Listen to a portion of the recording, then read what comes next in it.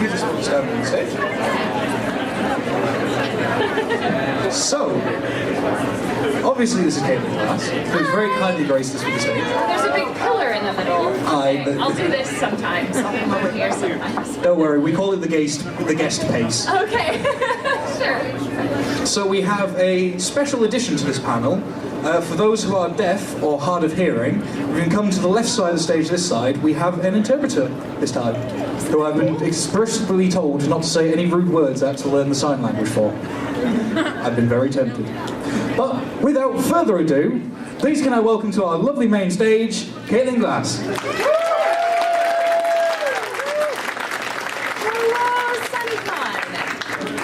It's so wonderful to be here. I'm really excited to meet all of you.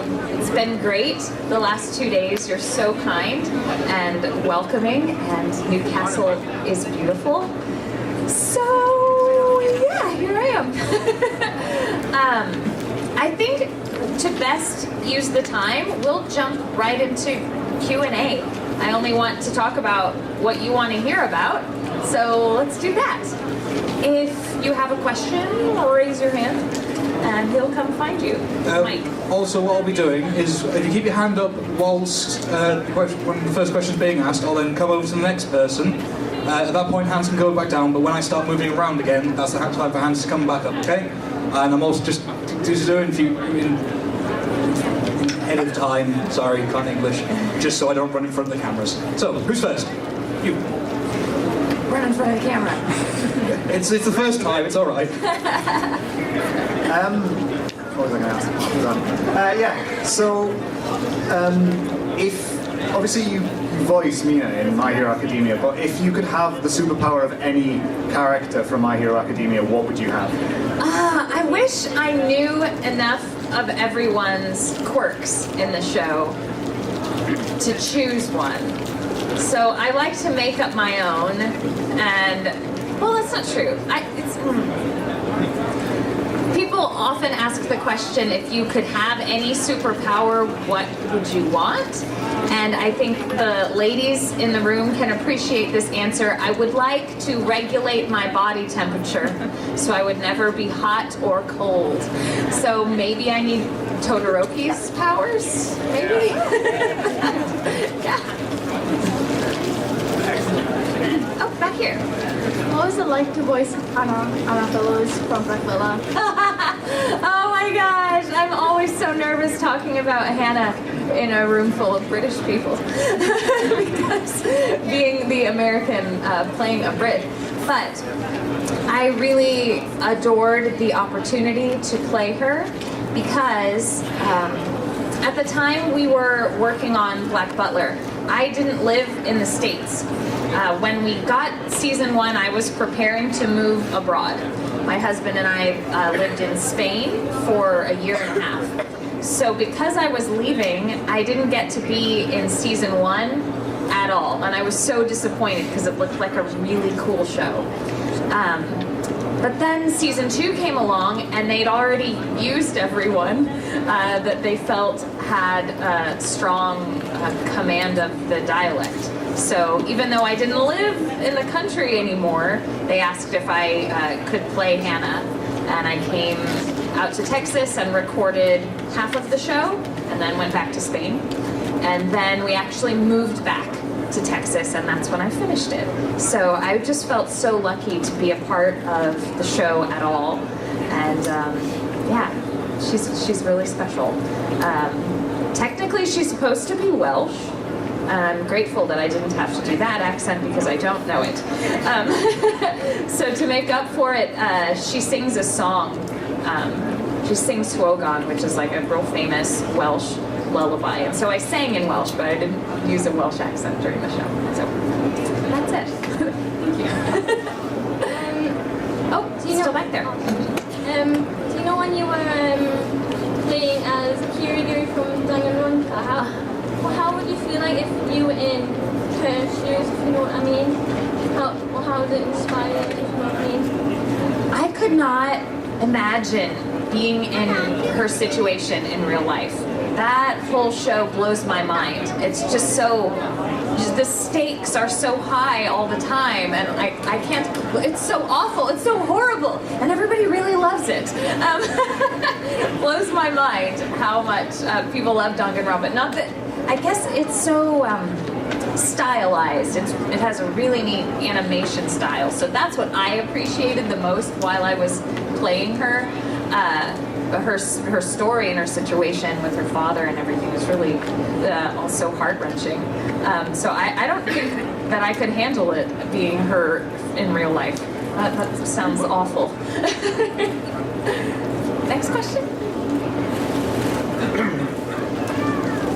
Are there any famous voice actors that you're a fan of that you haven't met before but would like to meet sometime in the future? Sure.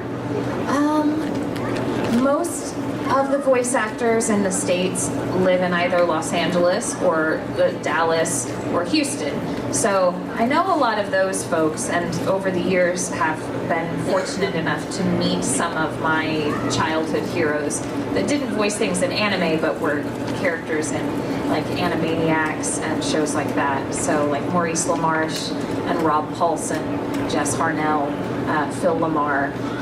I have all their phone numbers in my phone. So like now like they're my buddies kind of. That's super cool.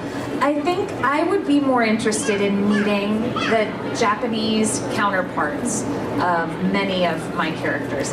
I've not met any. I've met Japanese voice actors before, but no one who has played any of my characters. So specifically, I'd like to meet Maya Sakamoto, who's Hitomi in Escaflowne, and Haruki in Ouran High School Host Club. She's also Ciel in Black Butler, but I think she's on the top of my list of voice actors I'd like to meet. Hi, what's your thoughts on the Levi x Petra ship? Even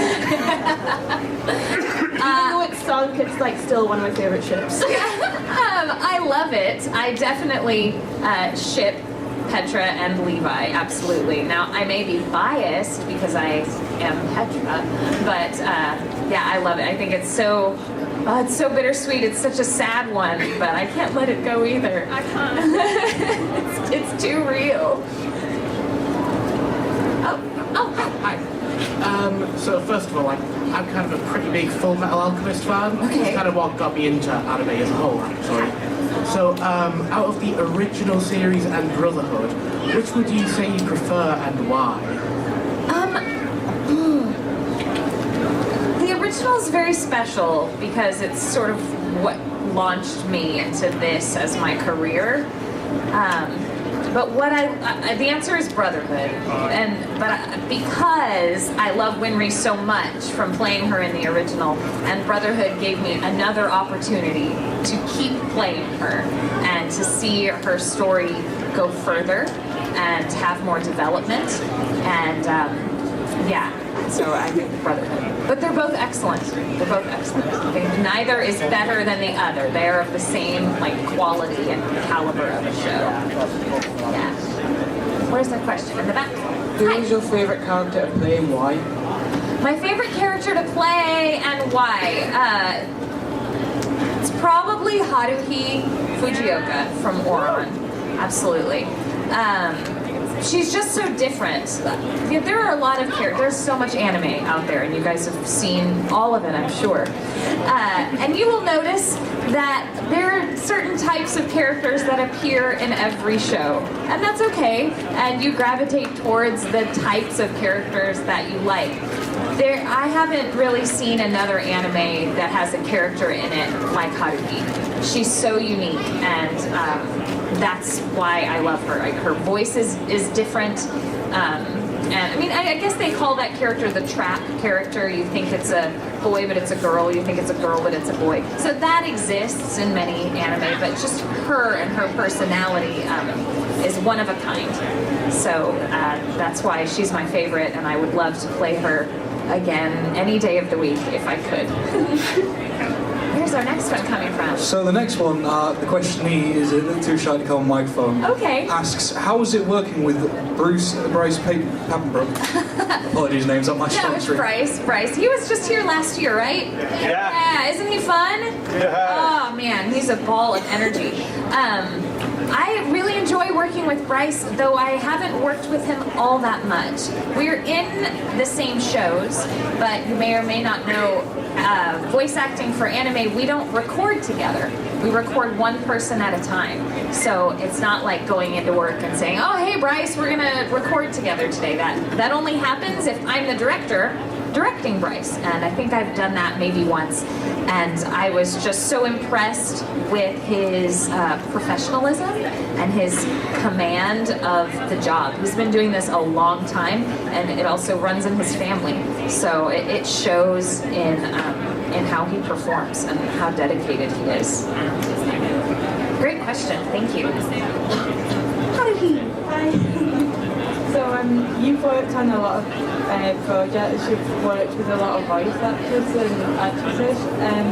Is there any like stories that you remember that really stick out? Any funny memories that you had working with everyone? Oh, so anecdotes from my 15 years of doing this. Entertain us, Caitlin, with your stories. I think what's great about being a director is that I get to work with my friends, and voice acting has become not just a job or something I did for a little bit, but it is now my career. So the people that I've worked with for the last 15 years, they're my friends, but they're also my family. So telling stories about them, it's just like telling a story about dinner last night around the table with their family, because these are the people I see all the time. I'm trying to think of something really specific and crazy, because I know that would be super entertaining, but I can't think of anything. We're always joking around. We joke around a lot. That's the main one. Clifford Chapin. Do you guys know who Cliff Chapin is? Do you guys watch My Hero Academia? He's Bakugo. Yeah. He's also a director at Funimation, and we're both only children. We don't have siblings, so we have adopted each other as siblings. And so when he gets to come in and work, if I'm directing him, or if I go and work and he's directing me, we don't know, we really get each other on some strange level, and we like to make jokes and leave what we call bombs in the recordings for the other actors who come in after us. They're expecting the correct line, and instead they get some joke line. So we try to work really fast so that then we can go back and leave bombs for everybody. Too many to recall, though. Sorry about that. Well, back here. What was it like voicing Winry? So special. I love playing Winry. You may not realize this because some of you could have just discovered Full Metal Alchemist yesterday. But when we first worked on it, it was 2004. Some of you maybe weren't born. Most of the time when we play a character nowadays, we're in a show for 12 episodes. Most shows are only 12 episodes. If we're lucky, we get 24 episodes. Very few shows are long-running things like Naruto or Bleach or One Piece, Dragon Ball, Inuyasha. You can kind of name those on two hands. But so it's very special to think that I played Winry for six or 8 years.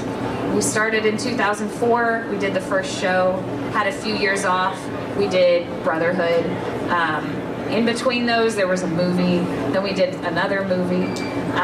So I think the last thing that I recorded for Winry was in 2011. I didn't play her every day for those years, but I feel that of all my characters, I've spent the most time with her, and I know her the most. So because of that, she's very special, and I don't have to think very hard to get into her headspace or to make the voice come out. So. Hey Kaylin, I know I've already asked you a question about how when you would react to Tony Stark's armor, but there's this other question I'd like to ask you is, I've heard that you cosplayed as Wonder Woman some time ago, and it got me thinking, What would it like for you to play Wonder Woman?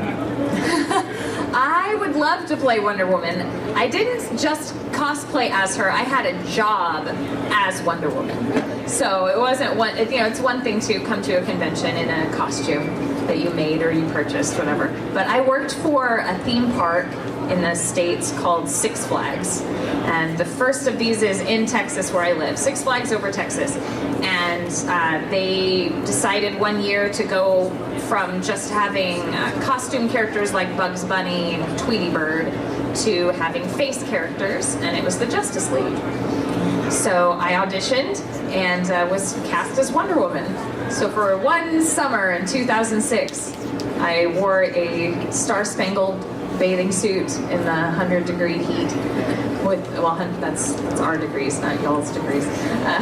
Anyway, so yeah, there are pictures on the internet. They exist. I think somewhere buried in my Instagram, you can find a picture of me as Wonder Woman.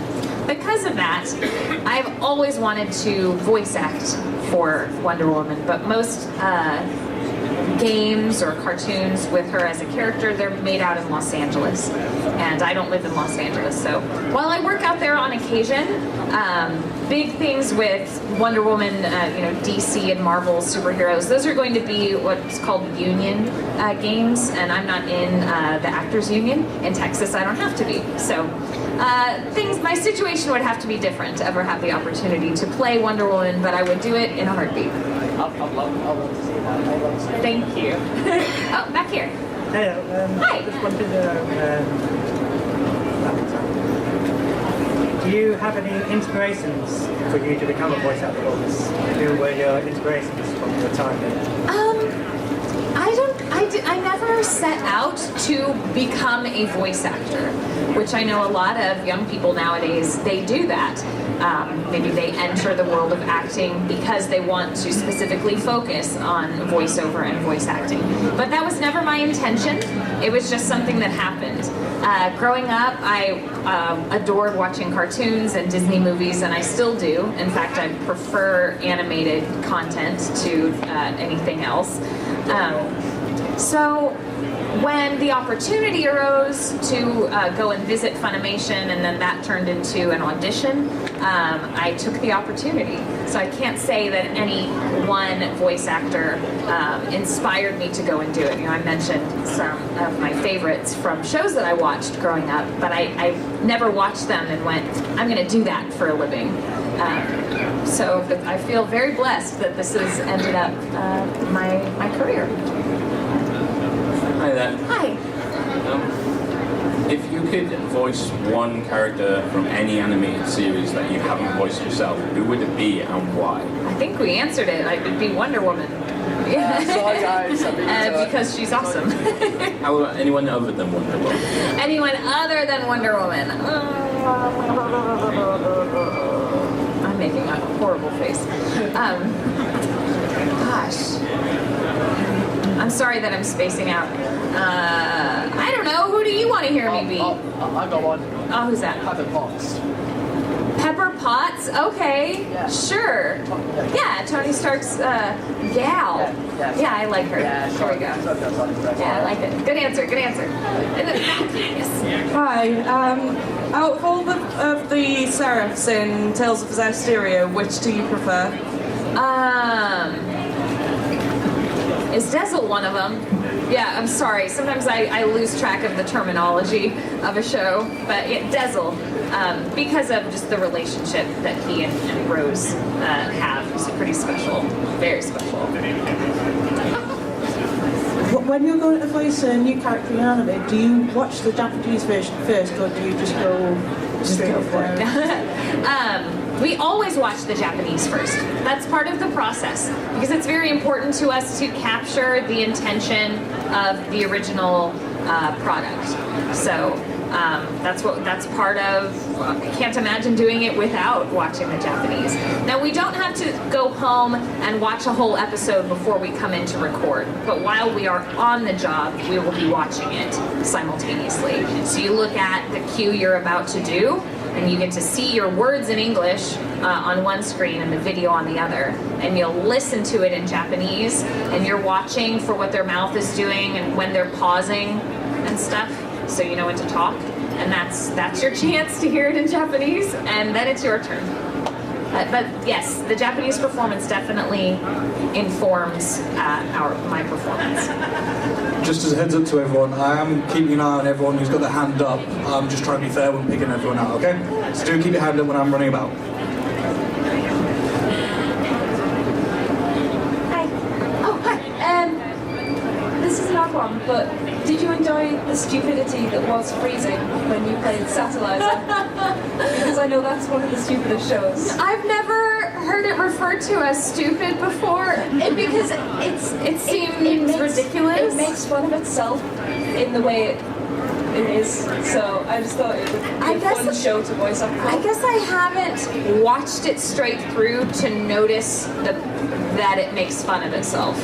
So playing Satellizer was just this it was such a strange experience, and it is odd to me, but a lot of people really relate to her and like her, and I get just as many female fans as male fans for that show, and I always ask, like, why do you like this? Because I look at it and on the surface it seems so dehumanizing, but fans tell me they like Satellizer because she had such horrible experiences in life, but she rose above it, and that she wins in the end. So I try to keep that in mind and not be too judgmental.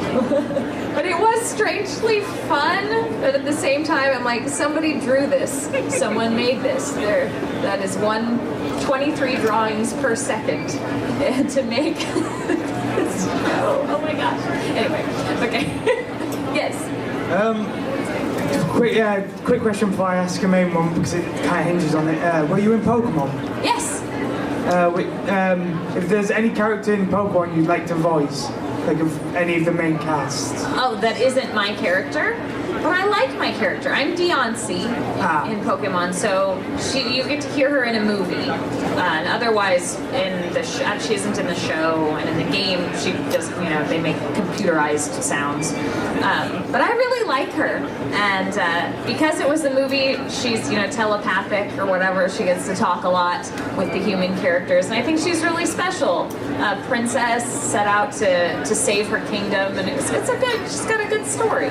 So I picked my own character. Deoncy, I choose you!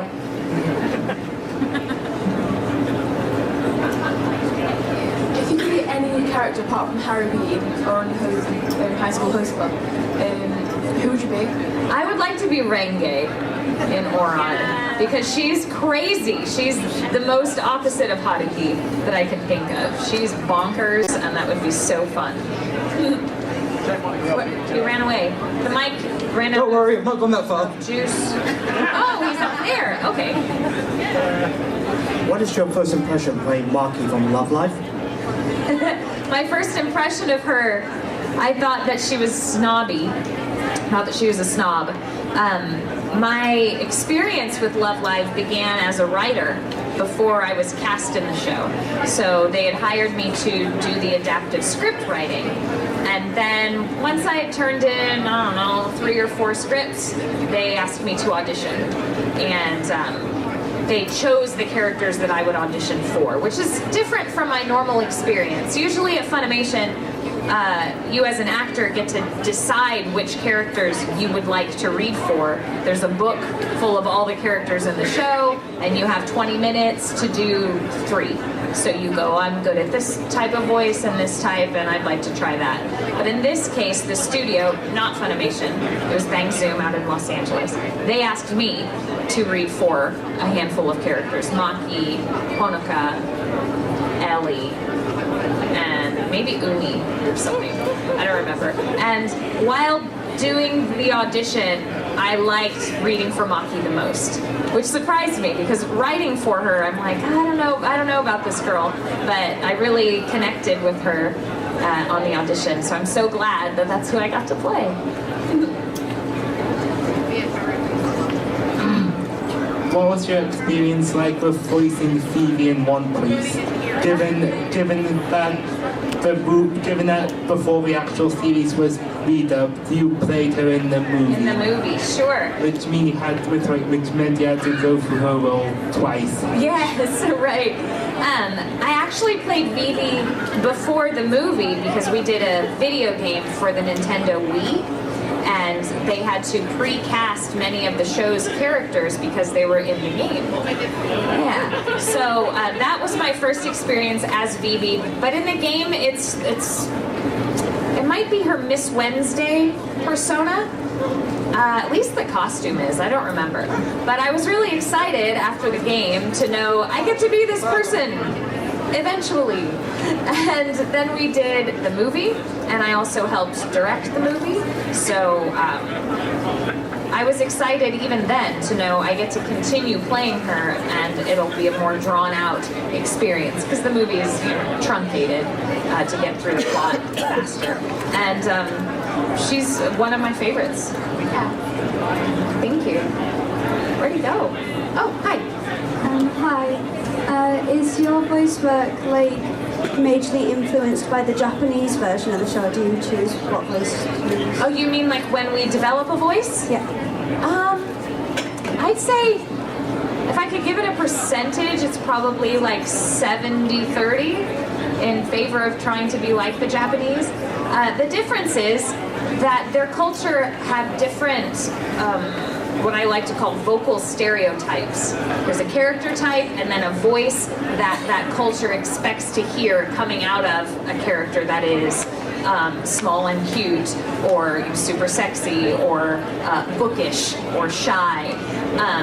And oftentimes those voices, especially if it's a group of, say, schoolgirls or something, they could all have different personality types, but all of the pitches could live in the same place. So if we did that in English, it would just sound like a bunch of high-pitched voices, and you can't really tell the personalities through them. So we mix it up a bit more and think more about real people and what they sound like if they are that personality.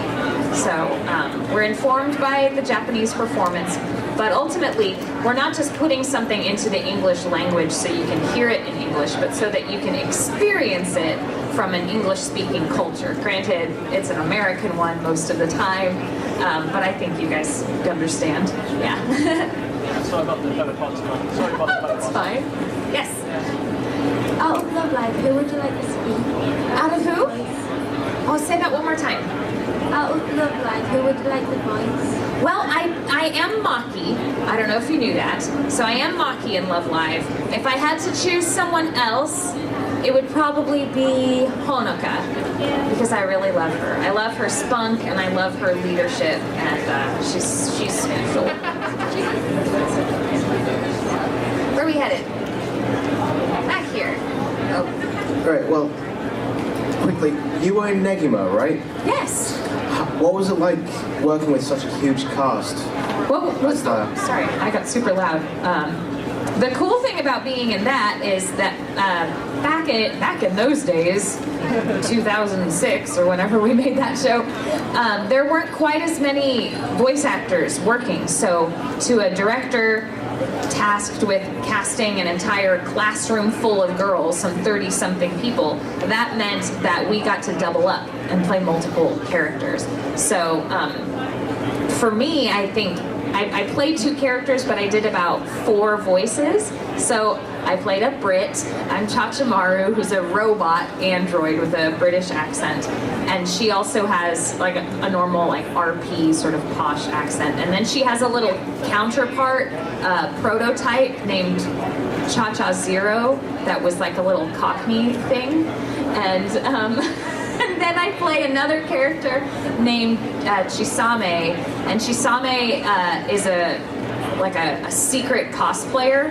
So in school, she acts like she hates everyone, and then she goes home and she dresses up in costumes and takes pictures of herself and puts them on the internet. So her internet persona named Chiyu had yet another voice. So it was really fun being in that show because I got to do about 4 voices for one show, and that's what I remember the most about it. Yes. Hi. What was your favourite thing about playing Hitomi in Asakami? Oh my gosh. My favorite favorite thing, it sounds cheesy because it doesn't really have anything to do with the story and all that, which was great. But it meant a lot to me to know a couple of things. That I was chosen for the role without auditioning. That hadn't really happened to me before. So I felt very honored to be a part of such an important redub of a really nostalgic show for people.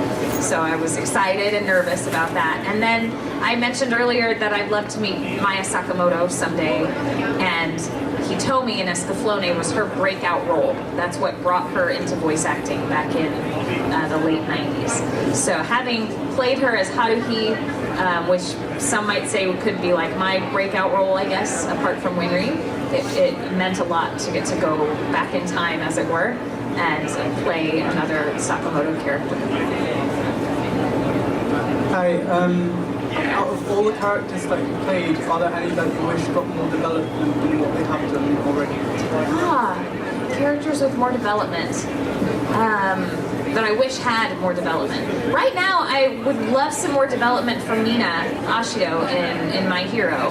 Yeah, she's obviously popular. I see multiple people cosplaying her, and I have so much fun playing her.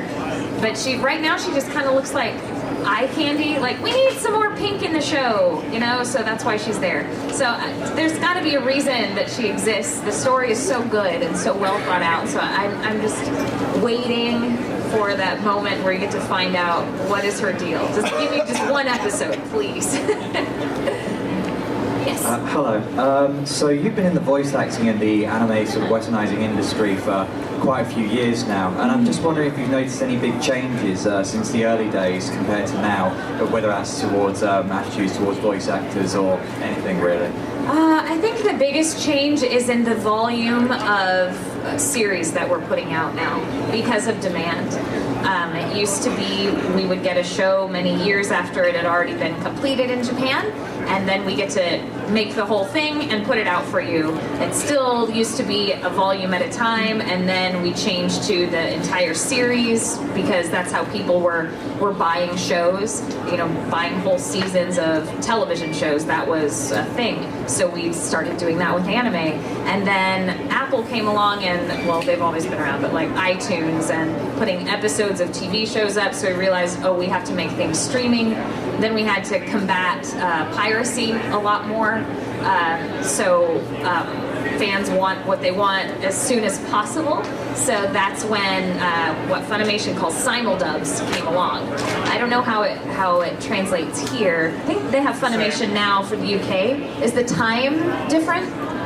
Sometimes it's a little bit later, but mostly it's in that 2 to 4 week range. Yeah, so it airs in Japan, 2 to 4 weeks later you get it in English on a broadcast schedule. That sounds like, well, duh, of course. It's been so hard. Now it's a well-oiled machine. We can do it, we've got it figured out. But to think that we're producing 18 shows every 3 months on that schedule blows my mind. Each director, I'm one, handles 2 shows at a time. In addition to our old shows from last season or the season before, because they come back around for home video. So we're having to re-review them or add the music in English, or it's a lot more labor intensive than it used to be. So I think that's the biggest change. Hello. What was the hardest line you had to record or the recording session you had to do? The hardest? Ooh, I must have blocked it out because I hate the hard ones. Okay, I can remember. There's a show called Last Exile Fam the Silver Wing. Has anybody seen that show? Cool, okay. It's a good one. Last Exile was the original show, and then Fam the Silver Wing is the sequel show. And in it, the characters are from regions, but they don't call it England or Russia or something. It has some other type of name, but it's supposed to be symbolic of a real country. And there are some Russian characters, and like a fleet of them, in fact. And there's a commander and her right-hand person. And the commander character speaks only Russian. Well, even in the Japanese. It's a Japanese actress speaking Russian, or phonetically pronouncing Russian, perhaps. And I was cast as that one. I don't speak Russian. But the director thought that I'm a hard worker. Like, you can do this, Caitlin. Like, I don't know. We had, normally when we record, there's a director and an engineer and an actor, and that's it, 3 people. For this project, we had to bring in a Russian coach, and what was her name? She was terrifying. She was beautiful, but like in that terrifying, like Russian way. It was amazing. I mean that in the best, that's a compliment. She was tall and blonde and stern and intense, and she was a like professional piano player, and oh man. And so she was just there to tell me how to say things in Russian, and to tell me how bad I was at saying them. And it was just crushing. It was so hard. They have sounds that we don't make in English, and it was the worst. And I was recording at maybe a quarter of the speed that I normally record at. We should do about 30 lines in an hour, and I was maybe getting through 5. And she's a main character. Eventually the director realized, we can't do this or we won't get the show completed, but this character must speak Russian because she speaks Russian in the Japanese. So instead, I think her name's Tatiana, she stepped in and she played that character because she speaks Russian. Duh, they should have done that from the beginning. But I mean, I was crying. I was so frustrated with myself. Like, why can't I get this? Just listen to the sound and repeat it. I couldn't do it. I'm still in the show. Instead, I play her right-hand person who occasionally speaks Russian, but most of the time speaks English with a Russian accent. So, there we go. And then Tatiana became my inspiration for Lilia Baranovskaya, who is in Yuri on Ice. She's Yurio's ballet teacher. And all I had to do is imagine Tatiana, and the voice came out.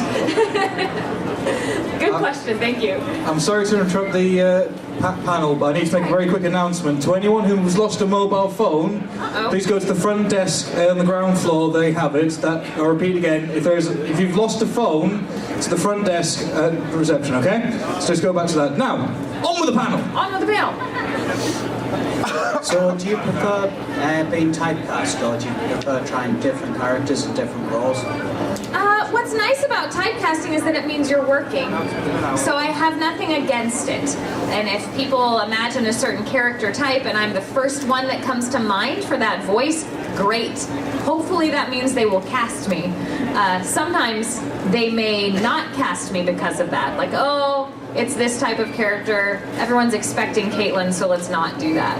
But otherwise, I don't mind it. I think now, because I've been doing this long enough, I've had opportunities to show a wide range of what I can do, which now people know I can do all of those things, and then if they see the range, they go, I wonder if she could also do fill in the blank.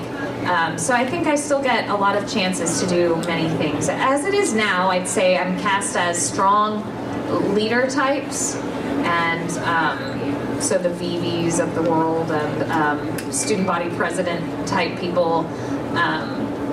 What else? Anyone with a dialect, they just go, here, Caitlin, learn this dialect. Okay. That's mainly what I do. Yes? If you could have any type of magic from fairy tale, what would you have and why? Just magic, just flying. I just want to be able to fly. Flying magic. That's what I would like. I love your grip magic. Who else? We're looking around for questions. Tell you what, there's one on the side there. Will be biased. Hello! So, from Book My Hero Academia, from all the characters there, is there anybody that you ship? Do I ship anyone?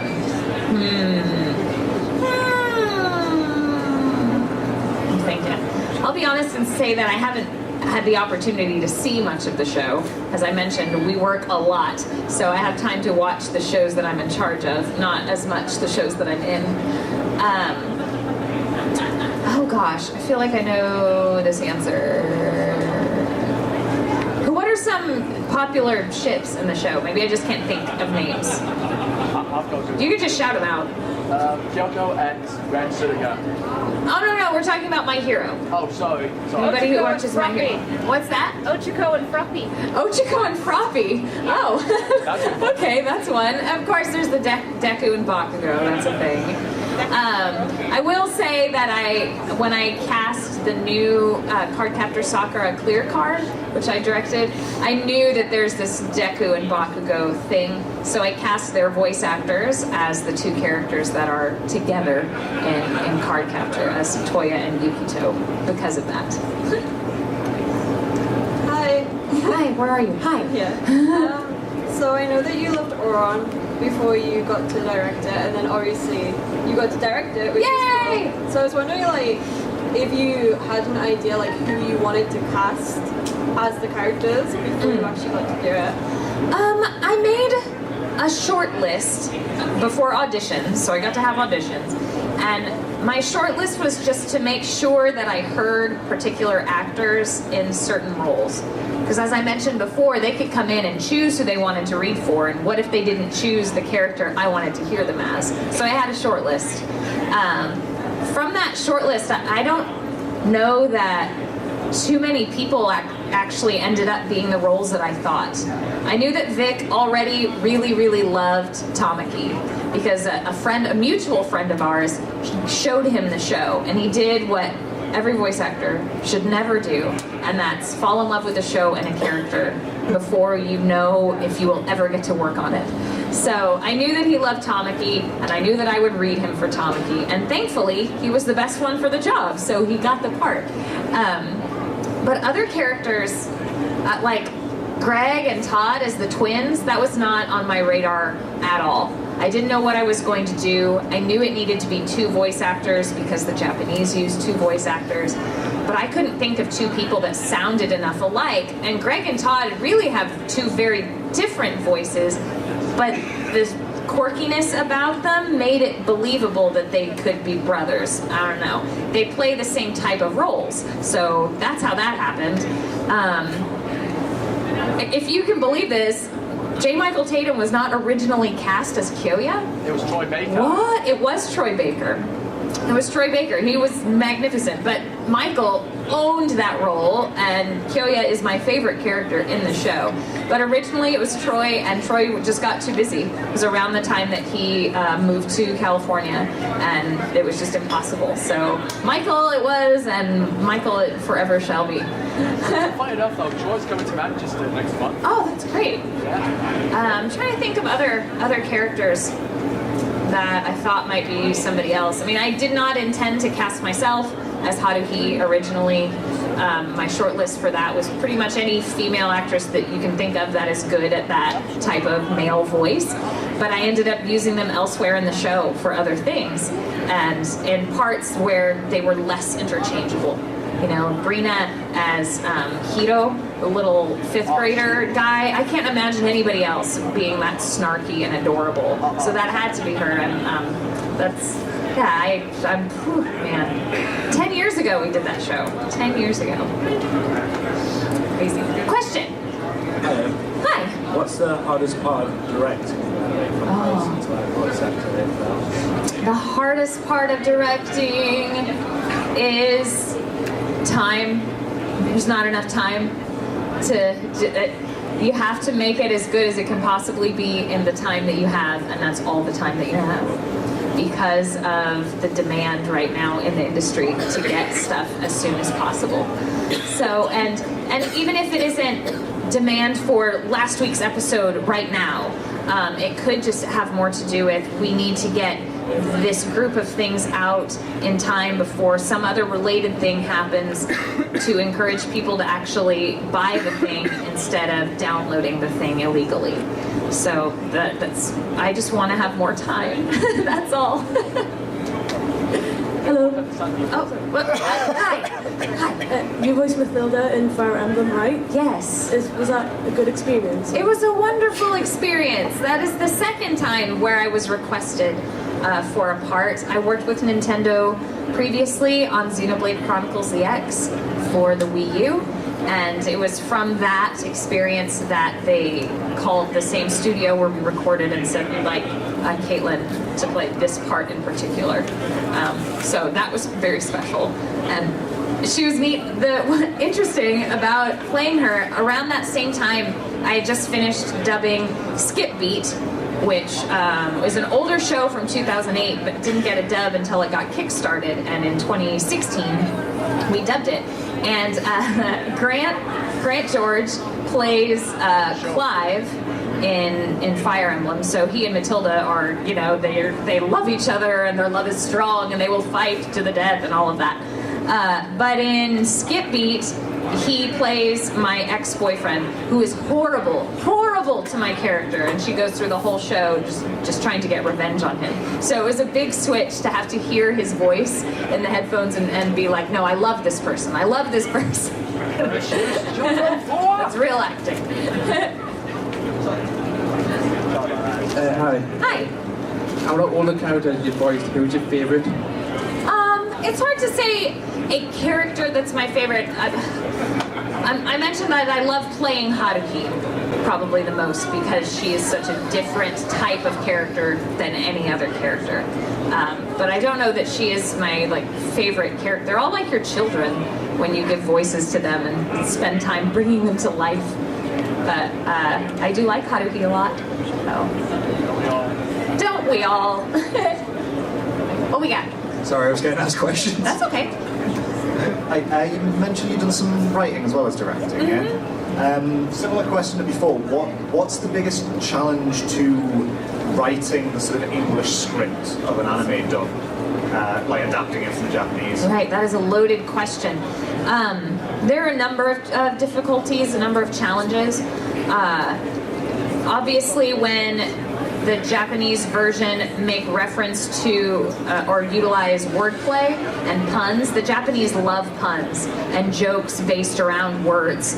So the pun itself will not translate because puns are about the way words sound, and our version of that word, it just doesn't work. So getting jokes to work, I think we figured it out now. So basically, if they use a pun in Japanese, we need to use a pun also, but it doesn't need to be the same pun. It, in fact, cannot be. So we have to somehow do it. That's one. Another thing that they love to do in anime is suddenly speak English in the Japanese. So having to make that work, whether it is just a moment or something that's really important to a character and ends up being throughout an entire show, we have to find ways to do it. If it's using a dialect, if it's using a different language even. I know in Love Live, in the movie of Love Live, they go to New York. And so what they did was, of course, the girls, they're all speaking English, but really it's Japanese. And when you watch it in the Japanese, all of the Americans they encounter are actual Americans. They really got like expats or something in Japan to come in the movie and speak English. And I'm like, gosh, that is awesome. I wish we could do that too. So we did two things. We had the Americans speaking with New York accents, so it was pretty thick, or using words that would not be commonly learned in a Japanese English class. For example, the girls are going to have a concert, which they call a live, but they're talking to some Americans in the park, and those girls call it a gig. And the Love Live girls, they don't know what that is. So things like that we got to do. There's so many tricks to it. Obviously, timing. The Japanese they're not as strict about the voice you hear matching the mouth movement, and we absolutely are. There's just something about our brains that if what you're hearing doesn't match what the mouth is doing, you will immediately assume that the quality is bad. But it could be the best actors ever giving voice to those people, but if it doesn't match this, yeah, you don't care anymore. So getting that timing down is really important. Dealing with jokes and dealing with use of English or any other language. Those are, for me, the hardest challenges. Great question, thank you. Yes? Hi. Hi. So, is there anything new that's coming out lately that you're able to tell us about, like a second season of Absolute Duo or something? Oh, I'm a Brit in that one too. I don't know anything about More Absolute Duo, but that show was really silly and fun to work on. So if there was more, I would gladly do that. What I've been working on, I mentioned Cardcaptor Sakura Clear Card. That just ended. Right, I think the last episode will air while I'm here, so hooray. The other thing that's been occupying my time is Free. You guys know the franchise Free, the swimming show? Hey! I don't know when the movies will make it over here, but there are 4 movies, and I just directed all 4 of them in about 2 months. So it was wonderful, and I loved it, and I love all my swim boys, and I hope that you will watch it and get the opportunity to watch it. It's some good stuff. Good stuff. Yes? Hi, in Oran High School Host Club, which 2 characters do you ship the most? Which 2 characters I ship most? I personally love the idea of Haruhi and Kyoya. Love it. Though it's hard for me to like fully ship it simply because I don't feel that Oran is a show about that. But I guess that's what shipping is. You get to do it whether the show is about people being in relationships or not. I've read the manga though, and it just leads you to be more Haruhi and Tamaki, and that's fine too. But I really love Kyoya, so he's my favorite. So. Here's a question. What's the most unique or challenging role you've had to play? Well, unique is definitely Haruhi, as mentioned. Challenging was also Haruhi, because at the time that I began Oran, I'd never played a character like her vocally before. I'd never, if I played a male role, it was usually a small boy and it was 1 or 2 lines. The kid didn't even have a name.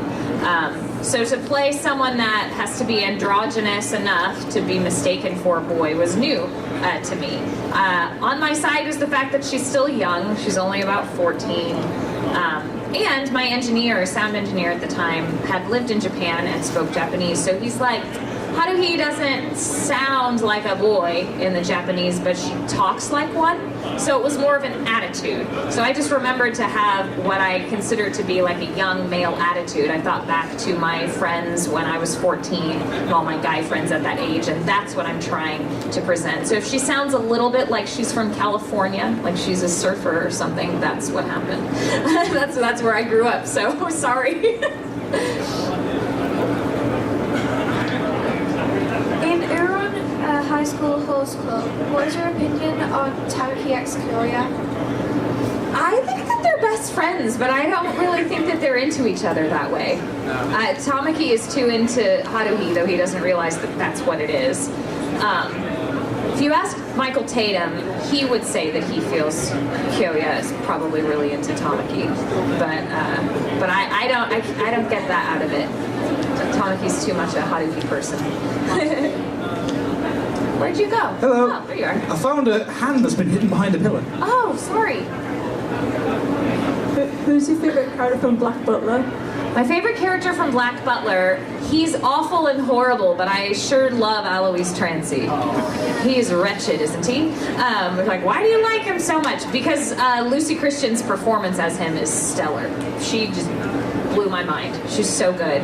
And I think I also auditioned for Alois and really liked it. Got some really juicy things that you get to do as an actor playing him. So because of that, I really like his character. I'm sorry that he's horrible. What is your workspace like as a voice actress and also as a director? That's so fun. What's your workspace like? So at Funimation, I'll tell you a story. We used to work out of a bank building with some offices upstairs. So the studios were just, imagine like a regular office, right? From the edge of the stage to the wall over there, not terribly big, with a thing called a whisper room in it, which is a portable recording studio. And it's about the size of a phone booth, maybe a little bit bigger. So a few years later, we moved into our own building, and they built a row of, I guess, built-in studios or traditional studios. You come into a room, and this is the control area, director, engineer, and then in that room is another room with a proper door and a window, and that's where the actor is.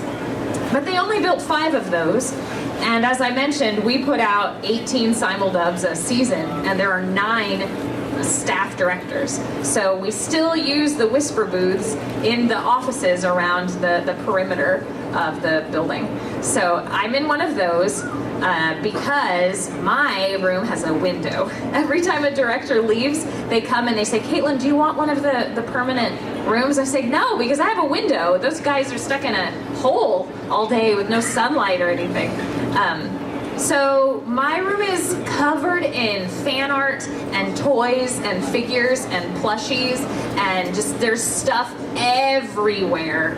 I'm gonna have to take some stuff out because I'm noticing that people keep bumping into tables and things fall off the wall and step on my stuff, so I don't want that. But one side of the whisper booth is covered in fan art that folks give me, and I try to change it out. So it's like a refrigerator with your kids' art, but instead it's all fan art. That's the first thing you see when you come in the door. And then plushies are all on top of it, staring down at me while I work. The acoustic paneling on the wall is where I put pins into maybe more art that I buy from artist alleys and kind of organized in sections. There's a Full Metal part, there's an Oron section. Stuff that I direct obviously gets its own area, so there's a card captor, there's an origami section. I'm running out of room. I don't know what I'm gonna do. So it's just covered in stuff. There's Show by Rock, there's rubber straps and a big garland just hanging everywhere. It's nutty. I don't know what I would do if I didn't have a Funimation studio. Where would I put all of that stuff? I have no clue. Kind of like my room. I've nowhere to put my stuff at all. So obviously Orange was really popular, and it has a manga that goes all the way through to, you know, Harry and Tamaki getting married. Unfortunately, the anime goes halfway through that. Yeah. There's been a big uproar of fans that want a second season. Right.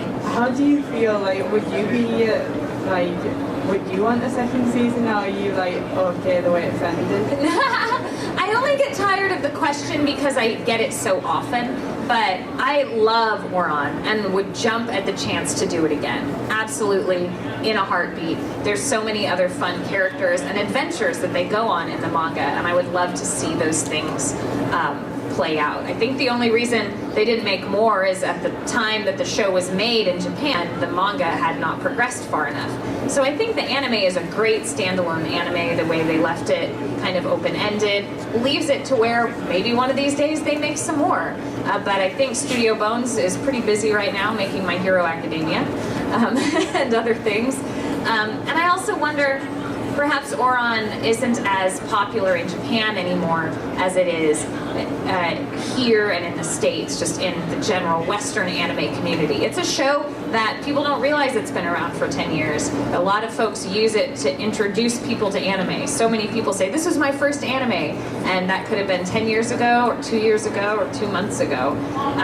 So to us, it's still fresh and new and relevant, but I think in Japan they may have moved on from it, which is why there hasn't been any more. So, but I would do it, absolutely.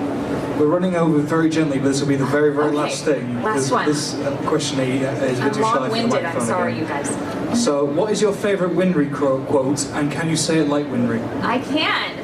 It's a family convent. My favorite Winry line is, Edward, if you lose, I'm going to kick your ass! Sorry if that was inappropriate.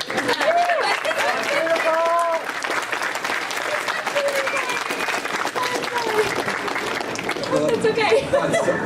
I will give an exception this one time. We've had guests say worse. No one remember it. Okay. So can I have a massive round of applause for Caitlin Glass, please?